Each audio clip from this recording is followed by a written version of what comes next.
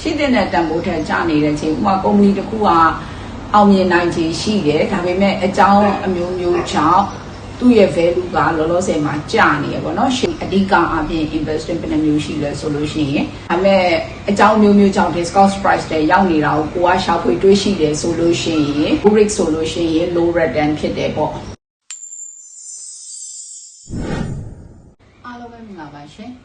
financial vigilance post ကနေပြန်လည်ကြိုဆိုပါရစေဒီ vlog မှာပြောနေကြစကားပေါ့နော်ကျမတို့ financially grow ဖြစ်အောင်လုပ်တဲ့နဲ့ grow ဖြစ်အောင်လုပ်ဖို့အတွက်မျိုး invest လုပ်တဲ့နဲ့ဆိုတာကိုအကြံဉာဏ်အဖြစ်တော့ပြောလို့ရှိရပေါ့နော်ဒီနေရာမှာဒီ finance terms တွေနဲ့တိတ်ပြီးတော့ familiar မဖြစ်တဲ့လူတွေအတွက်ထားမလို့ရှိရင်လည်း knowledge sharing နေနဲ့ပေါ့နော် investing အဓိကအပြင် investing ဘယ်နှမျိုးရှိလဲဆိုလို့ရှိရင်ကျမတို့က investing နှစ်မျိုးရှိရပေါ့နော် invest လို့ value investing နဲ့ growth investing ပေါ့ value investing ဆိုတာကတော့ဘာလဲဆိုလို့ရှိရင်အဓိကတော့ကုမ္ပဏီတစ်ခုရဲ့ stock share price ကပေါ့နော် stock သုံးလို့ရှိရင်ကို invest လုပ်ချင်တဲ့အရာဝတ္ထုပစ္စည်းတစ်ခုอ่ะပေါ့နော်ရှိတဲ့တန်ဖိုးထက်ကျနေတဲ့အချိန်ပေါ့နော်ရှိတဲ့တန်ဖိုးထက်ကျနေတဲ့အချိန်ဥပမာကုမ္ပဏီတစ်ခုကအောင်မြင်နိုင်ခြေရှိတယ်ဒါပေမဲ့အကြောင်းအမျိုးမျိုးကြောင့်သူ့ရဲ့ value ကလောလောဆယ်မှာကျနေရပေါ့နော်ကုမ္ပဏီကအောင်မြင်နိုင်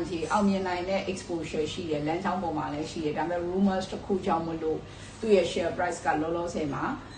ကျနေရထားပါတော့သူဖြစ်တဲ့တန်ဖိုးထဲကျနေရဆိုလို့ရှိရင်အဲ့လို share price မျိုးဝယ်ပြီးဥထားလိုက်တာမျိုးပေါ့နော်အဲ့ဒါကရေရှည်မှာ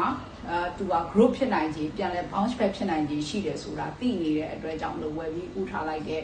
condition မျိုး invest လုပ်တာမျိုးကိုကြတော့ကျမတို့ကဘာလို့ခေါ်လဲဆိုရင် value investing လို့ခေါ်တယ်။ဥပမာဘာနဲ့တူလဲဆိုရင် yes ကားနဲ့ပြောရရင်အရေးသွေးကောင်းတဲ့ jacket တစ်ခုကိုဈေးကွက်တစ်ခုမှာ discount price နဲ့တွေးလိုက်တဲ့အခါမှာ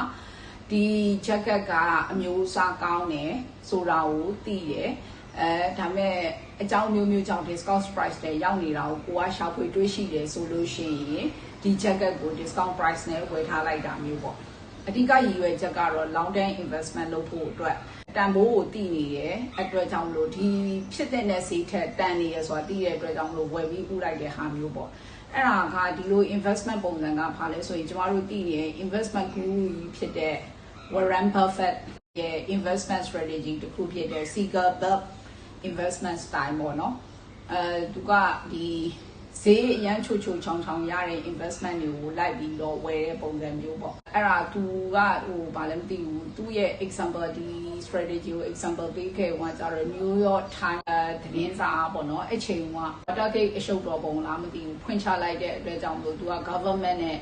issue ဖြစ်နေတဲ့အချိန်မှာ Warren Buffett ကအဲ့ဒီ New York Times ရဲ့ share တွေကိုသူက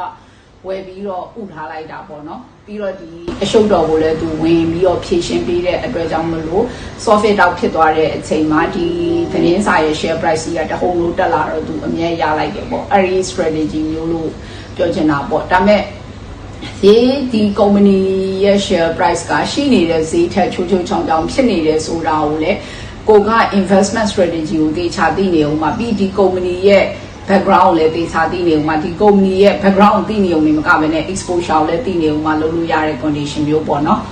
investment တိုင်းကတော့ risk ရှိနေရပဲဆိုတော့လေ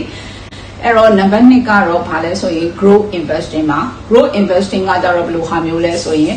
အောင်မြင်နေတဲ့ company တစ်ခုရဲ့ share price ကိုဒီထက်ပိုပြီးအောင်မြင်နိုင်ခြေရှိတယ်ဆိုတာကိုကိုကယုံကြည်နေတဲ့အတွက်ကြောင့်မလို့အခုချိန်မှာလည်းကဝယ်ပြီးဥထားလိုက်တာပေါ့လောလောဆယ် share တစ်ဆောင်100တန်နဲ့နောက်အချိန်မှာ200လည်းဖြစ်သွားနိုင်တယ်250လည်းဖြစ်သွားနိုင်တယ်300လည်းဖြစ်နိုင်တယ်ဆိုတာကိုကိုကယုံကြည်နေတဲ့အတွက်ကြောင့်မလို့အခုချိန်မှာ market policy အတိုင်းဝယ်ပြီးတော့ဥထားလိုက်တာမျိုးကကြတော့ growth investing ပေါ့တကယ်တော့နှစ်ခုစလုံးကရေရှည်အတွက် long term အတွက်ပဲ invest လုပ်တာဖြစ်တယ် value investing ကတော့ growth investing ထက် risk ပိုပြီးတော့နည်းတယ်ဘာဖြစ်လို့လဲဆိုတော့သူကလက်ရှိချိန်မှာ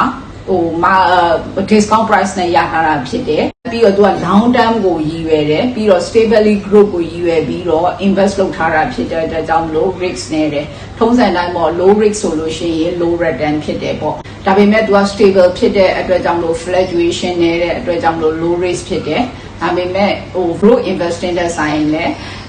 ရှင်းမယ်ဆိုလို့ရှိရင်လည်း low return ဖြစ်နိုင်ခြေရှိရပေါ့ growth investing ကကြတော့ risk ကို tolerant level မြင့်တဲ့လူတွေ invest လုပ်သင့်တယ်။ဘာဖြစ်လို့လဲဆိုတော့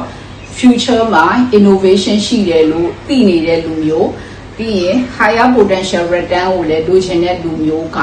ဒီလိုမျိုး growth investing ကို invest လုပ်သင့်တယ်။ဒါပေမဲ့ growth investing က high fluctuation ဖြစ်နိုင်ခြေရှိတယ်။ဖြစ်နိုင်ခြေရှိတဲ့အတွက်ကြောင့်မို့လို့ risk လည်းများတယ်လို့မျိုး return ကလည်းများနိုင်တယ်ပေါ့။ဒါပေမဲ့ဒါက investment ကို knowledge တစ်ခုတည်းနဲ့ပဲ share ခြင်းဖြစ်တယ်ဘယ်အရာမှစဉ်းစားတိုးတိုးမလုပ်သင့်ဘူးပေါ့နော်အဲ့တော့ financially ကိုဆိုလို့ရှိရင် financially stable ဖြစ်အောင်ကြိုးစားတဲ့နဲ့အဲ့ဒီမှာ financial freedom ဖြစ်ဖို့ independent ဖြစ်ဖို့ကြိုးစားရမယ်ပြီးတော့မှကိုယ်မှာရှိနေတဲ့ financial ကို grow ဖြစ်အောင်ကြိုးစားတဲ့နဲ့လို့ကျန်ကျန်ပြင်းရင်းနဲ့နောက်တော့မှပြန်တွေ့ပါအောင်မယ်